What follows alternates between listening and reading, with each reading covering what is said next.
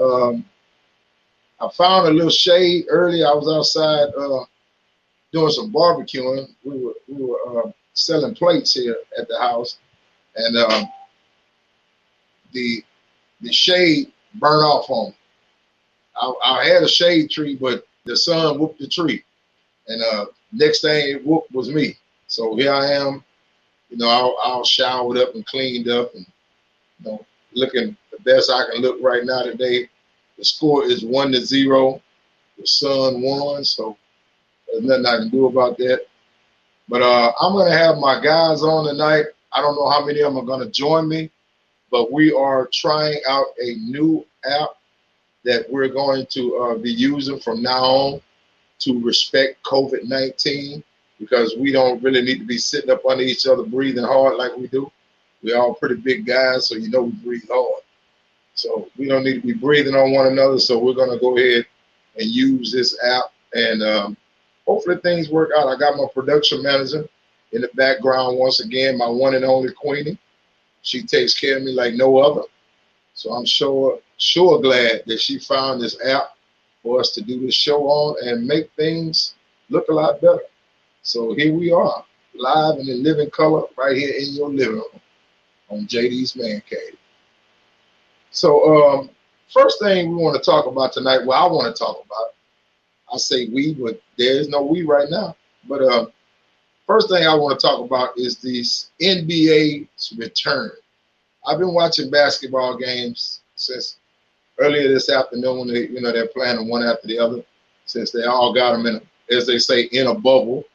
They're keeping them all in the same place. So they really playing one game after the other. They just get them lined up and tell them, hey, get dressed and come on out here. But I wanted to talk about the fact that the NBA is basically a billion-dollar industry. It's made up of a bunch of billionaires who pay a bunch of millionaires to play basketball. So I'm looking at the situation that the NBA has brought forth with the jerseys that they're letting these guys wear, and the displays, the kneelings and all of that different stuff that the NBA has found itself having to deal with. But I don't personally think that the NBA is doing enough. With the NBA, like I said, billion-dollar industry, with the revenue streams that it generates from television, from arenas, from different organizations that pay to advertise their stuff in different arenas. The NBA generates a bunch of money. I mean, we actually on the outside probably can't even fathom as much money as these people earn, or that each team is worth or makes. But the thing is, I'm thinking that the NBA is not doing enough. Okay, you're letting them wear, different little slogans on their back, still advertising for your brand, and what they're doing is they are trying to appease a public who is in a uproar and a cry because of the mistreatment, the abuse, the blatant killing of black people. I can't just say black men, black women. Breonna Taylor got killed too. Sandra Bland got killed. We got so many black women who were abused by the system, as well as black men. So what I want to talk about is that they are dealing with a league who is, I don't know the statistics, so I'm not going to say. I know at least 80 to 85% of the entire NBA is made up of black people or people of color. So I will strongly say that. I know that simply from viewing the games, and anybody can see that. So I don't think that they're doing enough when almost your entire revenue stream is being made off the backs of these young black brothers. Sure, you're paying them well. That's cool. But when they cry, you should cry. and the NBA is not crying. Only thing NBA cried about is let's hurry up and get back on this court so we can make this money. They were not trying to worry about COVID-19. They were, they do their share of social distancing, but let's be honest, how much social distancing do you do when you run up and down the court with each other, back and forth? You can't stay 6 feet away from a player and let him pull up a jumper. That's not going to work. The score be 200 to 205. So they have to play defense and get manned up on each other, breathing on one another, touching on one another, all of that. So let's just understand that the NBA nor Donald Trump or anybody else in the United States has a clear-cut idea on how COVID-19 is transferred.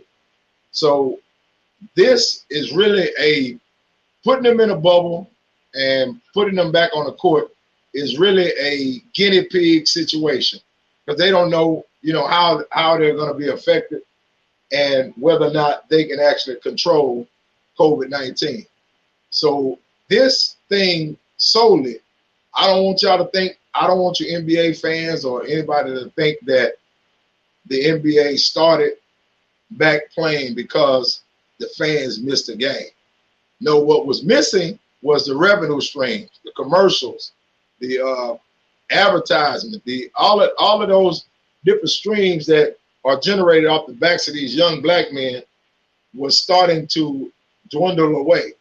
And before they let that dwindle completely away, they're going to get back to some form of normalcy to get these players starting back to generate the money that they starting to lose. So don't ever think that the NBA started back because of the fans. The NBA started back because they wanted their bread. And that's just how they are. Everything is a money thing. Speaking of that, I have something else that I'd like to talk about. And I want to know how you people feel about it. Them sending these kids back to school basically unprotected. They are sending these babies back. Now let's understand that kids are not disciplined enough to social distance. They're not going to stay 6 feet away from each other. They're not going to keep their mask on all day. They're going to pull it down under their nose. They're going to pull it down under their chins. Let's just be honest. You can't get little Junior to do his damn homework, let alone him keep that mask on all day at school. And he trying to talk to them girls and want them to see his little edge up and how he got a little mustache trimmed and all that. So, this situation is going to be out of hand. And I think that they're going to end up closing these schools again, because our new normal is not going to be something that these kids can adhere to. They just are not disciplined enough. It takes enough discipline for me to do it, and I know better. So imagine a kid at 14, 15 years old, 12, 13, all these different ages. You think that they're going to keep their mask on all day. You think that they're going to social distance. You think they're going to wash their hands. You think that they're going to use hand sanitizer, or they're going to wipe surfaces after, before and after they use them. No, they're not. Let's just be honest. So what they're doing is putting these kids like lab experiments in a petri dish and putting them there. Hey, what's going on? Is that KJ?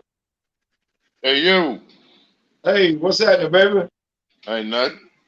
How you feeling? I'm good, cooling. I'm glad you joined me. I appreciate you. For Hey, sure.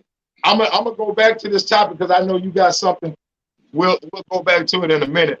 But right now, KJ, I'm talking about this petri dish and this lab experiment that they're doing with these kids, sending them back to school and putting them in classrooms with each other. And we don't even have a clear-cut idea of how the coronavirus is even spread. So what I was saying is that these kids are not going to be disciplined enough to social distance and let alone keep your mask on all day long while you're in class. You want them 6 feet apart, you want them hand sanitizing and all that. That's not going to happen. Right. What do you think about that? Well, first of all, as much as this country tries to preach We're all about safety first. We're all about God first. We're all about the Constitution. All of it is a hypocrisy at the end of the day. Because Right. at the end of the day, the only thing that runs this country is the almighty dollar. Hey, And they're not. See, they want to say it's all about safety first. Well, if it was about safety first, we would be sending these kids back in the first place like this. exactly. But with that said, I've seen the setup that they got for the kids in school, the way they got the plexiglass around the desk so there can't be no interactions around you or whatever. But what you're not acknowledging is, okay, little Bobby may sit at that desk for first period.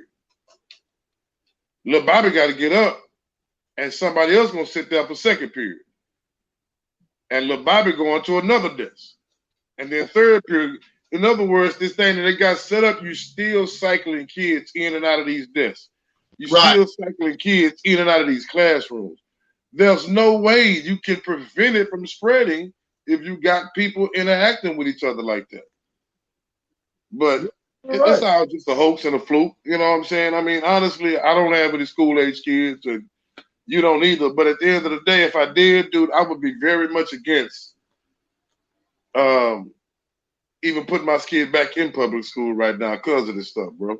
Right, because the risk is too great. I mean, the risk reward factor is too great right now. You're sending your child back, and not only that, that kid goes to school. Let's say he contracts the coronavirus and brings it home.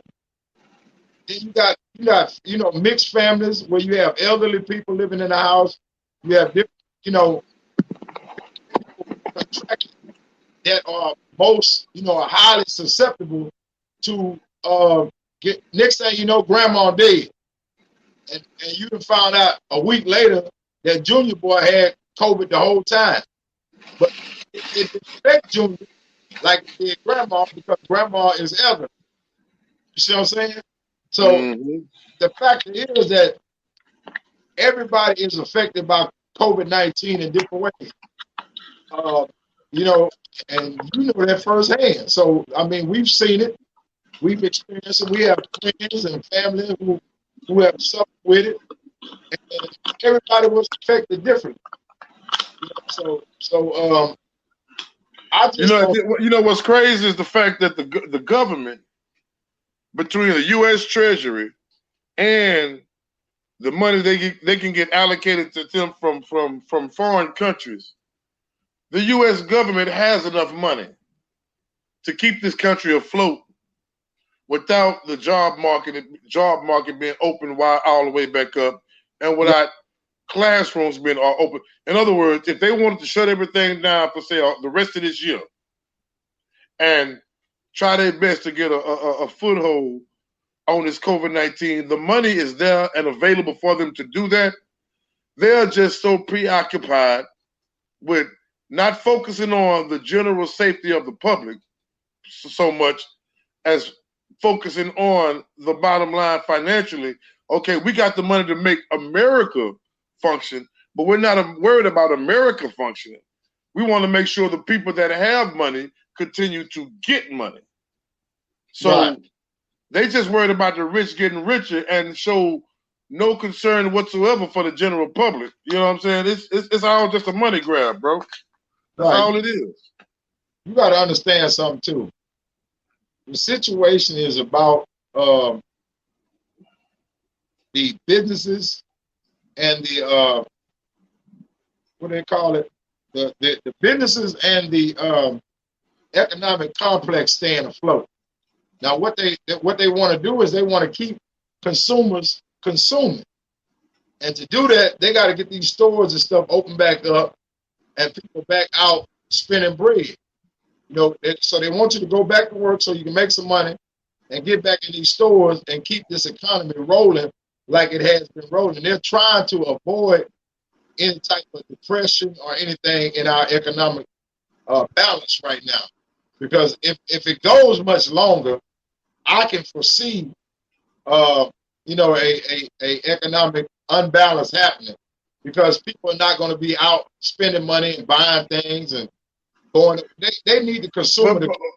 But that's my point, though. That's what I was just saying. They have enough money to where the economy doesn't have to go through that. There's enough funds available to where you can allocate certain money for businesses, big and small. You have enough money to allocate certain funds to the, you know how much they're giving in Canada right now per month for their citizens during this COVID-19. They're giving their citizens $3,000 per month. No, my bad, not Canada. Yeah, in Canada, they're giving them $3,000 per month. They gave us one $1,200 stimulus check. They're giving their citizens $3,000. We have the richest and most thriving economy in the country. I mean, in the world.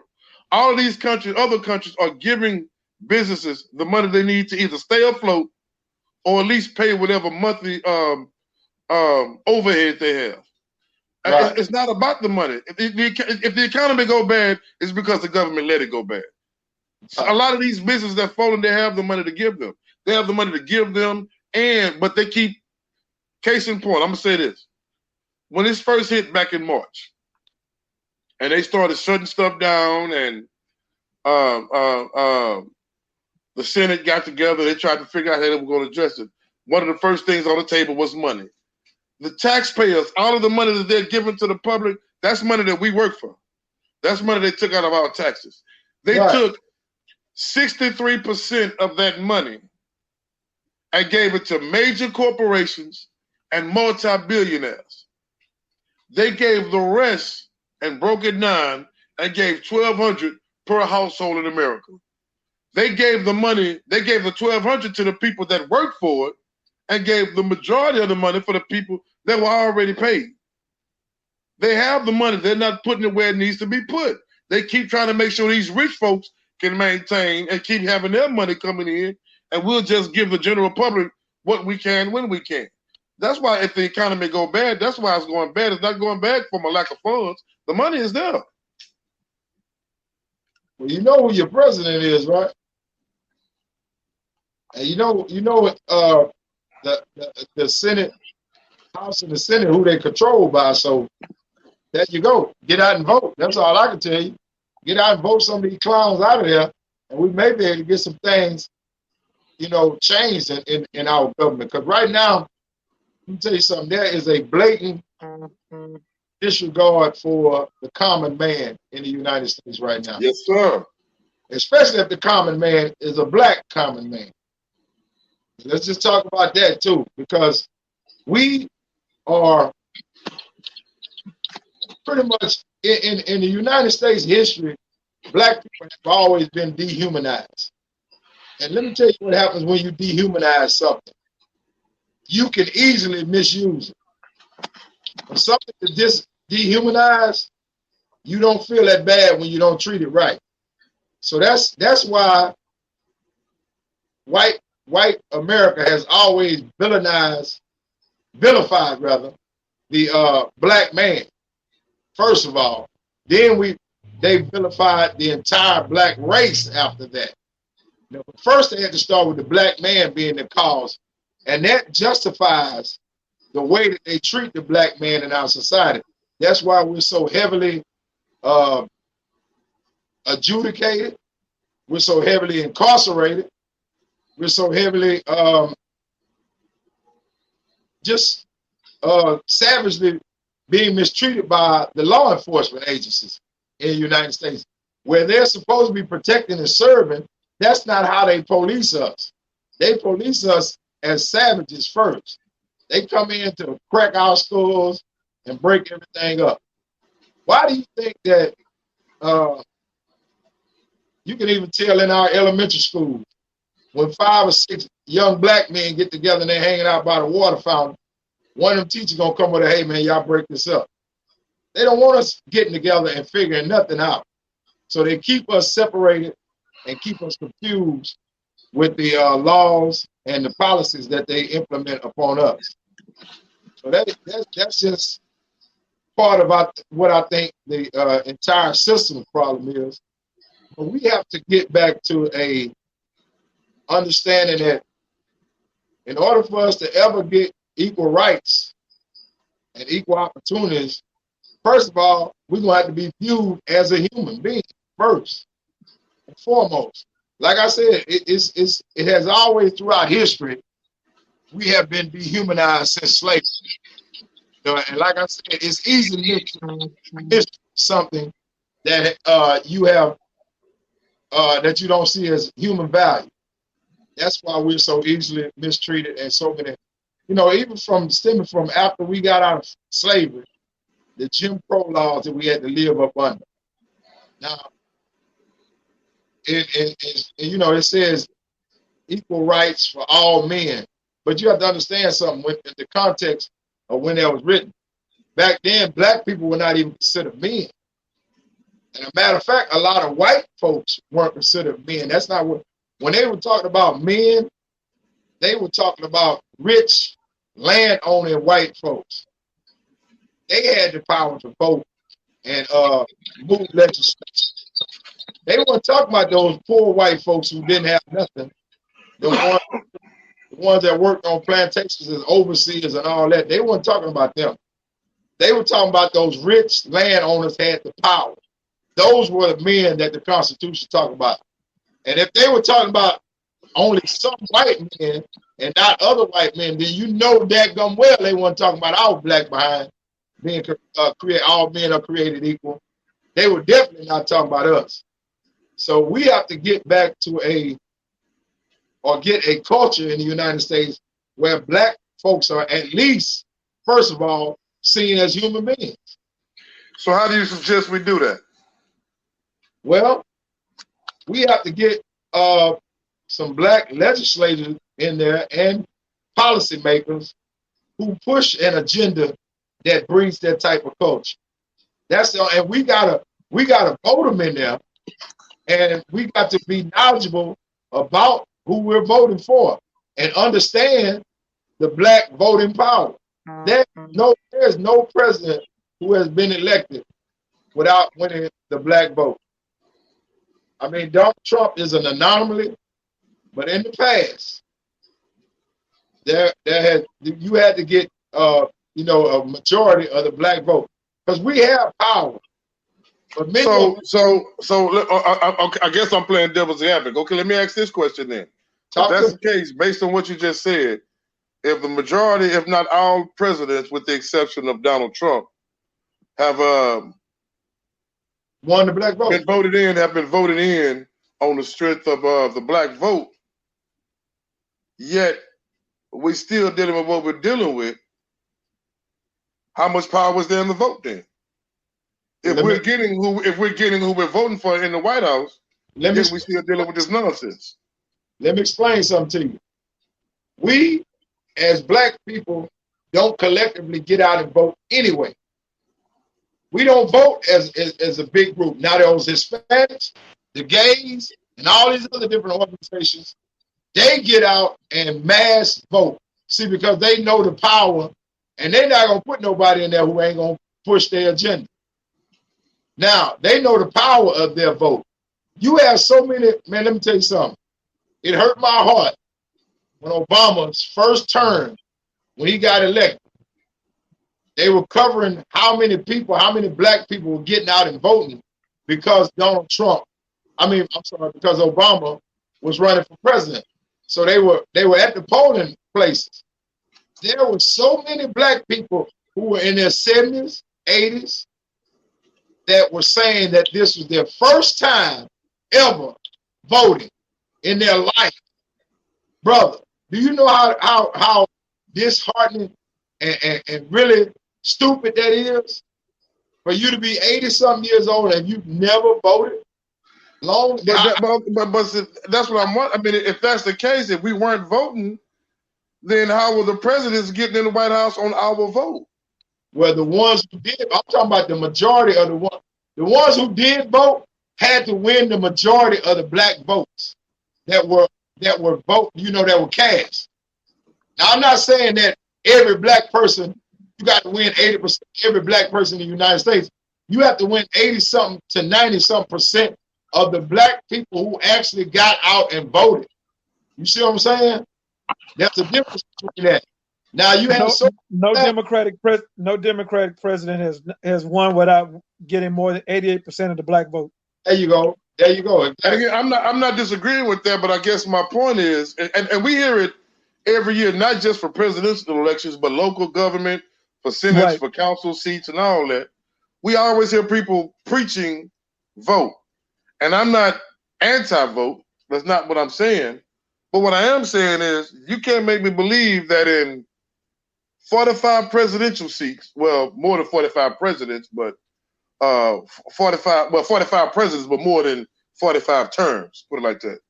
Right. That at some point, a candidate won the presidency who spoke the good speech and said all the right words to get the backing of the black person, yet here we are in August 2020, and we still dealing with what we're dealing with. So if we at some point have gotten somebody in the White House who supposedly had our best interests at heart, yet we're still at the bottom of the food chain, how powerful is voting? Because KJ, there's nothing changing. KJ, one thing you have to understand is that, sure, we vote, but the Electoral College is who elects presidents. Think about this.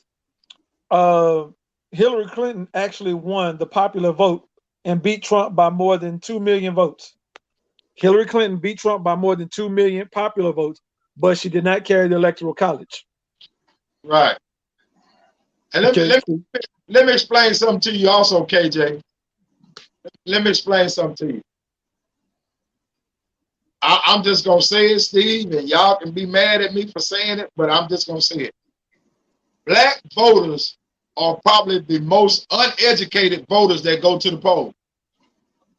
There's nothing to be wrong about that. I mean, what I think to an extent, yeah, you are right. But you have to think about historically, have we been educating ourselves and educating others on how to vote? See, exactly. they pulled a stunt on us in Texas. See, it used to be you can go in there and vote a straight ticket for the president. You go in there, you say Democrat, and you get everybody that's under him, and that's what's supposed to help your president. You know, because that's how the Republicans were voting. That's how they would go in and vote. They would vote a straight ticket, and they would be in and they'd be out. That's why when you look at those Republican zonings, they didn't have long lines. They had just as many people voting, but they didn't have long lines because they go in there, they vote a straight ticket, they in, they out. But see, the Democrats will go in and try and pick and choose people here and there to vote instead of going in, and that's why our lines were always so long. It took so long to do it because people in there picking and choosing, going down the road. Do I want this one? Do I want that one? Scratching their head, scratching their behind, and folks in them other communities was going in there, hitting that ticket button and walking smooth out. Walking snap out of there. You're absolutely right. But let me say this. KJ and Steve, we have to understand that black folks, we go in there undereducated, going into the polls. We have not, held these candidates up to certain standards. We simply vote out of tradition. And blind loyalty. Like when we voted, I'm gonna just say, for instance, Bill Clinton. Black folks got behind Bill Clinton and voted him right in, right? Bill Clinton right in the White House and put up the 3 strikes rule. Bill Clinton turned Bill Clinton's presidency turned the prison systems in the United States into what bosses that they are today. Because he was 3 strikes. You're gonna do 80-some% of your time. He implemented so many different rules that were vetted against. He continued the war on drugs. That we all know that there were harsher penalties on crack than there was on powder cocaine. He filled the prisons up under his administration, and we voted him in twice. Okay. So and I don't remember because that was a long time ago. Who did Clinton run against when he won his presidential seat? Who was the Republican? And if you don't remember, it's not no trivial question. If you don't remember, you don't remember. Because obviously I don't remember. You know what I'm saying? Get out. Nobody ever remembers who comes second and third place in the race. I always seem to remember the first person. My point is, when is there ever a good candidate that has our best interests at heart? Democrats do nothing for us. Republicans do nothing for us. So again, I'm not asking this as a rhetorical question. I'm legitimately trying to find the gist of the vote movement. What is the purpose of voting if none of the candidates have our best interests at heart? Regardless of who if what I'm getting at is if 80% of the black public, if 80% of the black community voted, and they voted illegitimately, they did their research, they ran down a laundry list of what this candidate stands for, his position on this, his position on that, so forth and so on. At the end of the day, none of them, Democrat or Republican, do anything consistently to change the race issues in America. Right. So what inspiration or what is there to motivate a black person to go vote that doesn't normally vote if at the end of the day we still get dumped on? Here's the problem, KJ. I can answer that, JD, real quick. Here's the problem, KJ. KJ, we don't put our money behind our vote. That's the problem. When we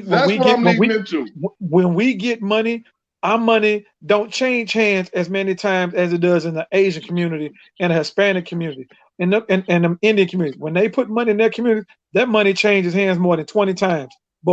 27 times. On average, the regular dollar would change hands 27 times on average in an Asian community before it ever leaves out of the community.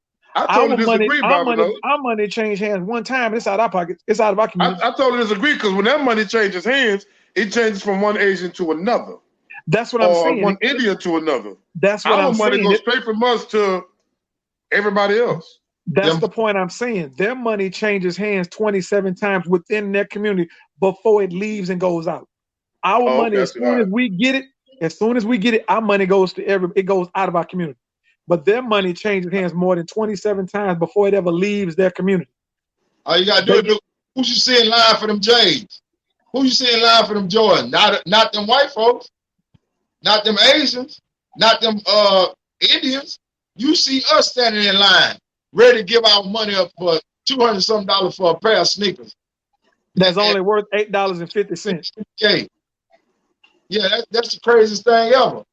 So that's just one of the dynamics in our community that we need to. The reason why I kept asking that question is because now we get into the gist of what really needs to be done. Okay, we can. And when I say we, I'm not just talking about us three. It's a lot of when election time rolls around, you got a lot of celebrities. You got a lot of local government officials that go vote. Okay, but all you're doing is telling the black community to vote. With in turn, what you need to be doing is bringing the black community together collectively and making sure that, okay, we'll just say Mike Johnson is running for presidency for the next election.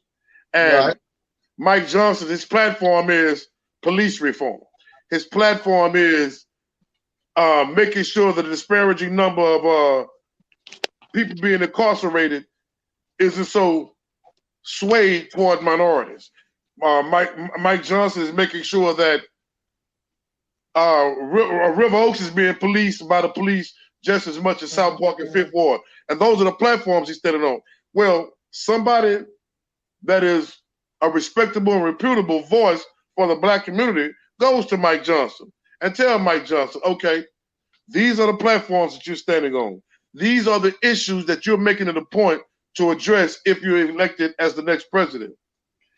We can assure you that you will get the majority of the black vote if you legitimately follow through on these issues that you're saying you're going to follow. So now he has a choice. If he can convince us that he's going to do that, and he gets into the White House, now the ball is in our court. We have the leverage because now his feet going to get held to the fire. And if he does it, obviously that's a win for us. And if he doesn't, then whoever the next candidate is, okay, Terry Mitchell.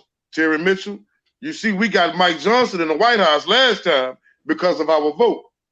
He said he's going to do, or he was going to do such and such. He didn't follow through with it. We're not falling for the okie doke again. So if you want our vote, we need to make some, and then that's like, or I think that was you, Bobino. That's when the money comes into play. Because once they start losing those dollars, then moving forward, candidates moving forward, okay, not only these dudes gonna give me their vote, but if I don't follow through with what I'm saying, that's money out of my pocket. KJ, what you need to KJ, here's what you have to understand about politics. Yeah, it's about money and all that, but it's not one individual, it's a party. See, when that president goes in, I know. Time out. I understand that thoroughly. I'm just dumbing it down for the sake of our conversation. Yeah. And I'm trying to dumb it down for everybody. Yeah. And that's what I was trying to do. I was trying to make sure I dumb it down for everybody so they can understand that, yeah, you hold, it's one man who's the figurehead for the party, but it's those individuals in Congress who make laws that we have to hold them accountable for, because they make those laws. They're the ones who put those laws in place, and they have to bring it to the president for a final vote. Right. See, it's the congressmen and the senators that we have to hold them accountable to. Those district representatives, we got to hold them accountable. The Al Greens and the Sheila Jackson Lee's, we got to hold them accountable. See, because ultimately they're the ones who bring that stuff into play, and then it gets voted on in the Senate or Congress. Then it goes to a Senate for a final vote, and then it goes to a president for ratification. And if if the president chooses to veto it, then it goes back, and it has to be overcome with Congress with a plurality, 2/3, a 2/3 plurality, or a half plus one, whichever it calls for. But see, what we got to do is we don't hold them people accountable, because again, like you said, it's those dollars, it's those fundraisers, it's that money that we put in the communities, and we put that money back in these folks. And when you vote somebody in, well, they in there. So now it's pretty much, they can pretty much do what they got to do and tell you where they didn't have the help in Congress to do it. So KJ, I'm sorry, man, but that bill you wanted me to pass, I can't get it passed. I'm sorry. Y'all voted me in and I tried, but I couldn't get it done because of X, Y, Z. And so now we sitting here with boo-boo on the chin, because we done voted this fool in with promises that he was going to get this done and didn't get it done. I couldn't get it done because he couldn't hold up his end of the deal, or we didn't hold them congressmen who we voted in as well to help that president get stuff done that we needed done. See, that's why people were mad at Obama, talking about Obama ain't do nothing to help black people and this and that. Well, he couldn't, because when he was in office, there was a Republican Congress and Senate. See, everybody went in and hit and they for made Obama, it a point to shoot down everything he tried to run across the table. Because, KJ, we went in, and when I say we, I'm talking about people who didn't know about the vote. They went in and just picked Obama and walked out. They didn't do a straight ticket. That man had no help. That man had no. How does a president win with a vast majority but didn't have nobody to help him? The Congress and Senate didn't match, because people didn't vote. They didn't know how to vote. Right. And that goes back to something that KJ was trying to, like I was saying, we don't understand the fact that the local elections affect our day-to-day life more than the presidential election. Right. Saying we got to get the judges, the mayors, city councilmen, and all that in place first that are pushing our agenda. If you want to talk about your day-to-day, problems that you have in your life, that affects your day-to-day more so than Donald Trump. Of course, Donald Trump affects it because he's the president of the United States and he has the ultimate decision-making power. But your day-to-day is really governed and pushed along by the local elections, and we don't even get out and put our power into that. Yep, that's the point I was making about us not knowing how to vote. We sit back and talk about, well, what good is it going to do for me to vote? It's going to do way more good for you to go vote than for you to sit home in the living room and watch Young and the Restless all day and then wait on the polls. You could have went out and helped the situation. Sometimes a lot of these people voted in by slim margins. You know, you could have been the deciding factor, but then as soon as the person that you think shouldn't have won do something, then you want to complain. It's too. I tell people all the time, you ain't voting, shut up and take. But then you also have to understand there's other factors that play into minorities not voting, obviously, and minorities, primarily African Americans, not being educated in who to vote for, and it really down to some degree, in large part, goes back to how we're brought up. We're not brought up. I mean, you have so many. The majority of us, with the exception of some, are so busy that just trying to make it day to day. We're not in a position to follow politics the way we should. We're not in a position routinely to keep track of political figures and their platforms. You got the majority of us just basically struggling to put food on the table. They don't teach us in the school system. Bruh, that's an excuse. You can anybody. No, that's a fact. You can call it what you want, but that's a fact. You got 24 hours in a day, just like them white folks got 24 hours in their day.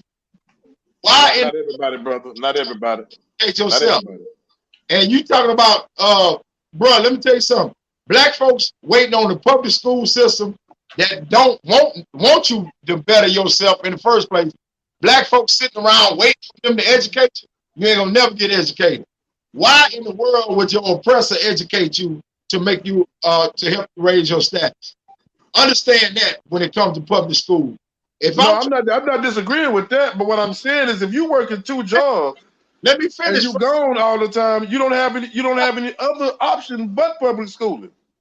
If you don't have the financial means to put them in a better situation, what are they supposed to do? Go to the damn library. Google it. That's what you're supposed to do. Educate your damn self. Right? Master don't beat us no more for not being able to. Master don't beat us no more for reading. So that's what you're supposed to do. Buy books and put them in your house. Get you a library instead of having magazines all over the damn house. That's what you're supposed to do. Any other questions on what you're supposed to do? You still ain't answered that one, but I'm just not going to respond. Okay, I know you're not. Because I hit you with the facts. Yeah, facts hurt sometimes, but they hit like a baseball bat. Hey, hold on, y'all. Let me get with you. Somebody at the door. Hold on. Let me take a pause for the call. Go use the bathroom or something. I understand. But anyways, well, JD, there's one more thing too. You got to understand too. What the hell was that? He had a bomb. What up? He had a bomb right there in that chair. Were you done gut punched him? Yeah. Well, here's the thing, JD. What we have to understand is that when we go in, we can vote. We can early vote too. You know, if we can't, but if we can go stand in line to get some tennis shoes, we can stand in line to vote. Exactly. I'll get you. And if we can't make it to the voting polls on election day, you know, because we can't take off and we got other things going on. Well, there's also early voting, so we need to be able to either get in and vote early, or be able to get online, because you have everybody has a computer at their fingertips. It's called your cell phone. You can fill out a form for early voting on your phone, and a ballot can be mailed to your address, and you can mail it right back out free of charge. And not only that, Steve, they have voting on Saturdays, Sundays, all during the 7 days a week. You can't be working every day and working all day every day. If they do, not unless you're Jamaican. If you are, you need to fill out another application somewhere. That's all I can tell you. And you got bills that require that, you living above your means anyway.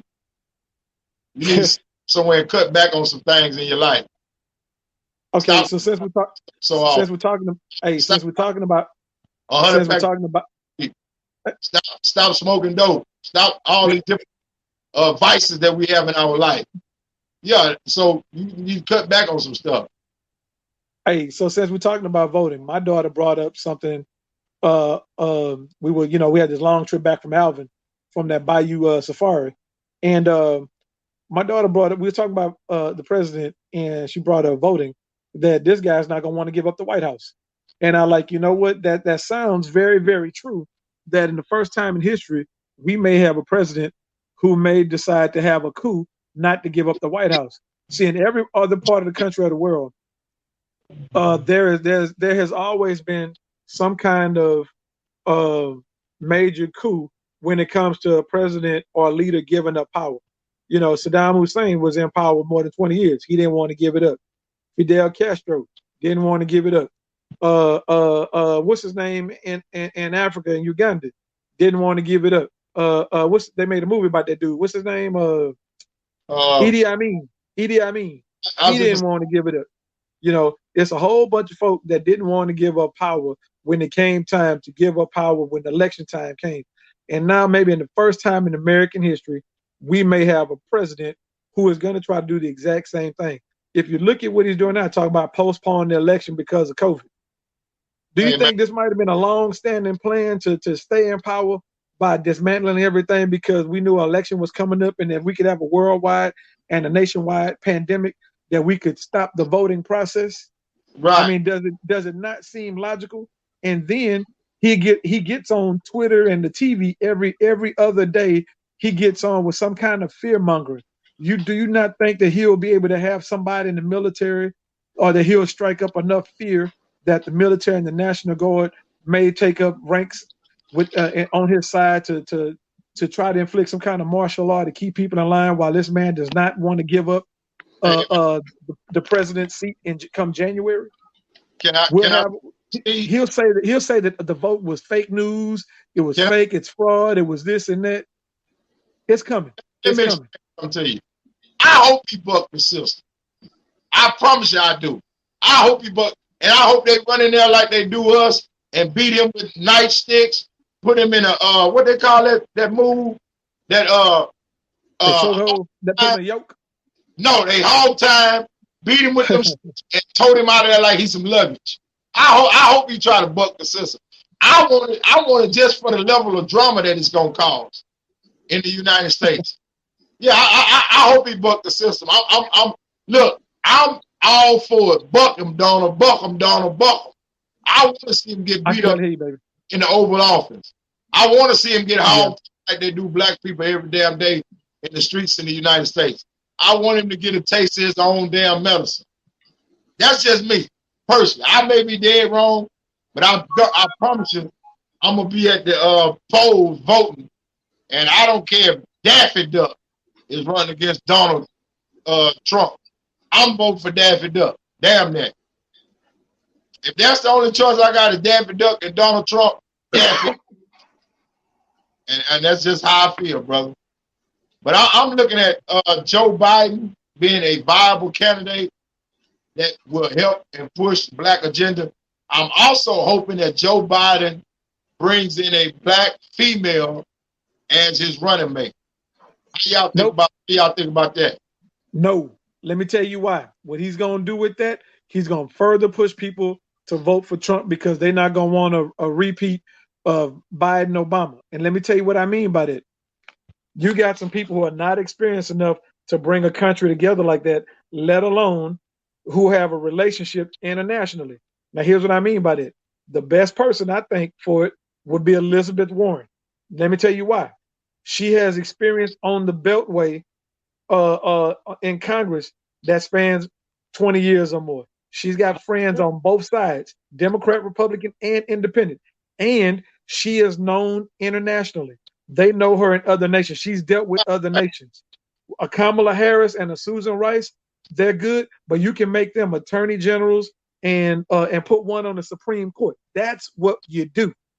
That's what you do, because Ruth Bader Ginsburg is holding on right now until they get a viable replacement for her. That's what needs to happen. And the reason why I'm saying that, think about how these other countries are going to feel having to make negotiations not with just a woman, but a woman of color. And I'm just saying that being real politically. Now, I'm not saying they can't do the deal. I'm not saying they're not intelligent enough, but I'm looking at how other nations Yeah, run their business and how they do things culturally and how they feel.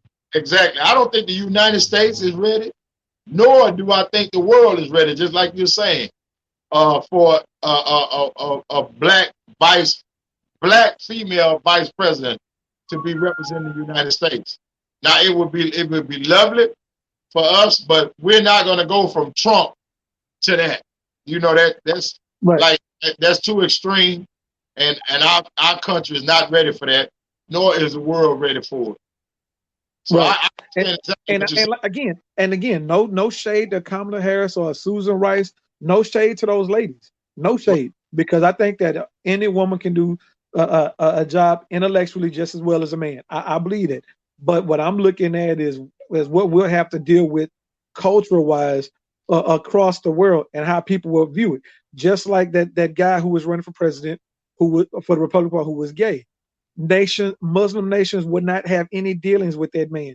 Asian nations would not have any dealings with that man because of his sexual preference, because culturally they look down on it in that part of the world. So Yeah, it wouldn't happen. open the game, he would not be accepted. That's period. If That's you're what I'm right, saying. It would not be accepted by no Muslim country. It wouldn't be accepted. get off the plane over there. Exactly. He would not be allowed to get off the plane nor cross the international borders. Exactly. And again, and I'm not saying because of his sexuality that he couldn't do the job. I'm looking at how other cultures view sexuality in their cultures, in religiously, philosophically. It's just something that they frown upon. Just like you in certain countries, you and Queenie, y'all couldn't stay in the same hotel room because you have a Christian marriage. In a Muslim country, your marriage is not recognized because it's a Christian marriage. In Tunisia, you and Queenie couldn't stay in the same hotel room. Y'all could not stay in the same hotel room. You could not walk in public and hold hands. Well, I ain't going over. I'm just saying, because you have a Christian marriage and it is not recognized in that country. To be honest, though, even with what you're saying, that would hinder his effectiveness as a president. So he really is not a viable candidate for the presidency, because we have to understand, like you said, the dynamics of dealing with different countries. He would not be effective at all. So why would we even put him in office? So he's not a viable candidate for the presidency, period. Being a gay man, period. That's not going to happen. And nothing against him personally or politically. It's just that how it's viewed, his sexual orientation would be viewed on an international stage with those countries who look down upon it. Right. Like I say, we have to take all that into consideration when we're dealing with that. That's why I'm saying I think Joe Biden is going to make a grave mistake. Now, here's a man who is trying to not just win our vote, but he's trying to keep to a promise that he made. And he said that he would have a black woman by his side. Right. I think that's very admirable that he would want to do that, to stick to his promise. But I think what should have happened is he should have had a meeting with the Black Caucus, and then tell them, hey, look, let's look at how this is going to play out internationally, and what I can do to make sure we get, you get what you want. If I put this person in there, this is how these nations will look at us as a country, and I can do this. But what I can do on the domestic side, I can make this person, I can put this person on the Supreme Court. I can put this one as the Attorney General. I can put this one as this top cabinet thing. I can put this brother. I can take Colin Powell and put him back in and get him back on the Armed Forces Committee, put him back in over that. You look at things that you can do to put people in places that can affect some real power and change. Right. But internationally, we have to think bigger than ourselves. And a lot of times we don't think outside the box. We don't think no further than what we can see. Exactly. And I think that's our biggest problem, because we haven't been taught to do so.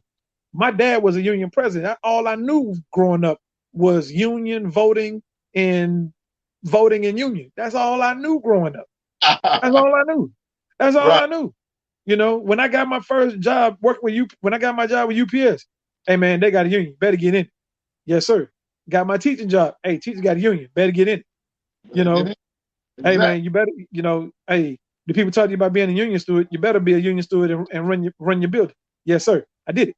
So now, you know, we've got to be able to think that again, like KJ was saying, we got to make sure that we educate ourselves and our people about voting and what it means. And again, not just nationally, but locally. We gotta help out at home. We gotta help out at home. Right. And a lot of times, bro, we not helping out at home.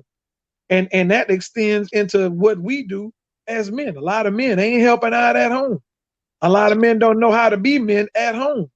Running from our responsibilities. I always talk about that. It's always what I'm talking about.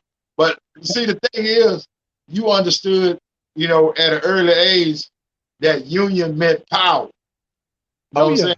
Those unions gave you certain powers because you belonged to them. See, we need there was power in numbers, and there was power in money. We need to use that union mentality in our communities and understand the power that being fortified and together will bring us, rather than us diluting our vote by, you know, not understanding what candidate we should be voting for, not educating ourselves on it, and all of that different stuff. It dilutes our vote, even though and not only that, sitting at home dilutes our votes even more, because we have so many people who are nonchalant about voting because they don't feel like their vote counts, or my agenda that I'm looking for ain't on the ballot this year, so I ain't gonna vote at all. That's crazy. You know what the biggest myth is, JD? What's that, man? The biggest myth is I've been to jail, I can't vote. That's the biggest myth.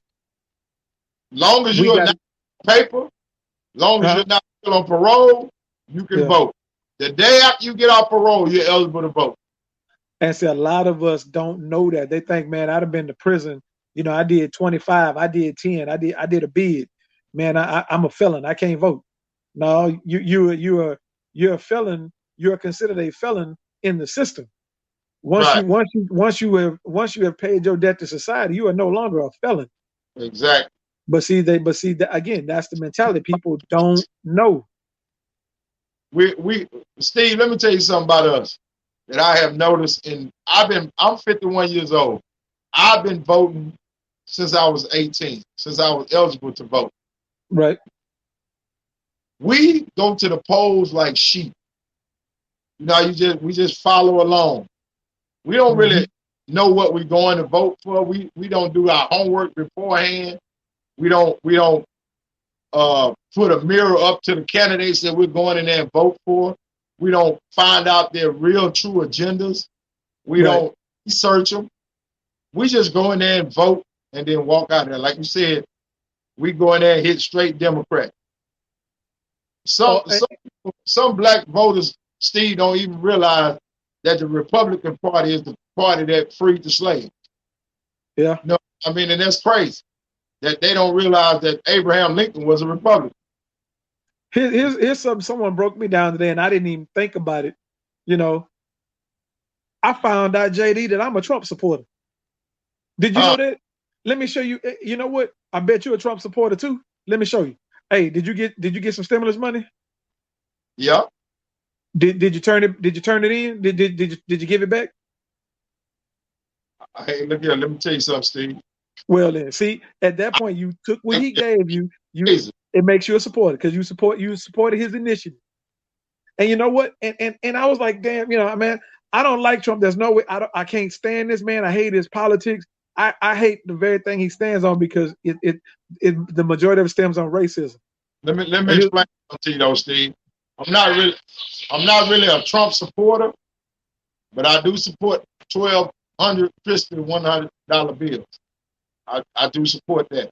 I don't care if I was going to send them to me. I wasn't sending them back. As long as I knew they were spending in the store, yeah, you're not getting that bread back. So no, I'm not a Trump supporter. I don't support that clown on nothing that he does. But I do support Benjamin Franklin, and seeing him 12 times made my day. So no, I'm not. Amen. I'm a Benjamin Franklin supporter. Yeah, but you know what? But that's the thing I was saying. You know, I said I don't support the man's politics, but I could not help but support his initiatives. Some of his initiatives, okay, but you know, but other countries are doing more. Now maybe we're not doing as much more because maybe our population is larger, but you know, places like Alaska gives their citizens, you know, they get oil revenue money. They get money off the oil that's there. The citizens of Alaska get money off their oil reserves. Yeah. You know, they get a stipend. Right. We've come down to about 3 minutes left, brother. Yeah. I enjoyed this conversation that we've had about the politics of our raggedy United States and the disarray and foolishness that we are being put through. And all I can say is pray, brother. That's the only person who can turn this thing around, because we have fought for so long and we've had so many leaders come in and try to right this train and put it on the right track, but yet we still derailing here and there. Every year we get a bunch of derailments, and we still have not been able to right this train on the track. So I'm just gonna keep praying my life and keep pushing and keep educating myself and those that are around me in my household. So I ask that you do the same, brother, and I know you are, because you are educated by heart. So go ahead, Steve, and I will see you next Saturday. For sure, if I don't see you before then. But here's the thing, though, brother. One thing we have to make sure we remember and keep close to our heart. Since Malcolm and Martin, since we had those professors come in and teach us, since those professors, Malcolm and Martin, left us, all we've had is a bunch of substitute teachers. Exactly. So I'm advocating our book, The 48 Laws of Black Empowerment. Please look it up on Amazon, people, and get it and get some understanding for what you can do in your community and your household. 48 Laws of Black Empowerment. And I thank you for that read, because I'm thoroughly enjoying it. I'm finding that book hard to put down. I mean, even if you just take it to the bathroom and read it when you're in there, I mean, it's something powerful to think about, man. When you come up out of there, even just in your leisure, you come away with something. It's not just some trash to fill your head with some garbage. It's something to fill your mind with some thought. Yeah, it's definitely thought-provoking, Steve. And like I said, I want to thank you for that read, brother. And I'm thoroughly enjoying it. And I don't know if you saw that other book that I got too. Yeah, I'm ordering that. I'm ordering that tonight. You grab a look at that. But like I said, man, we as Black people, we got to educate ourselves. We cannot expect the oppressor to educate us. That within itself is psychologically crazy as hell. You think it's the definition of insanity. Huh? It's the definition of insanity. Exactly. You think somebody who's trying to keep you down gonna help uplift you? You got to be crazy. So, like I said, Black folks, let's get out there and educate ourselves. Let's bring the power back to our vote. And Steve, I thank you for coming on and staying on, brother. And like I said, we'll try to get all the fellas. We're gonna use this platform because I thoroughly enjoyed it. And I want to thank my production manager, Queenie, Daniel, for taking care of this for me. And I'll see you next week, Steve. You take care, brother. Stay blessed. Tell Queen I need that shirt and the 2 eggs, bro. I got you. No problem. All right, bro. Later, man. Y'all be blessed, man. Take care. You too, brother. JD's Mancave signing off, y'all. See y'all next week. Thank you.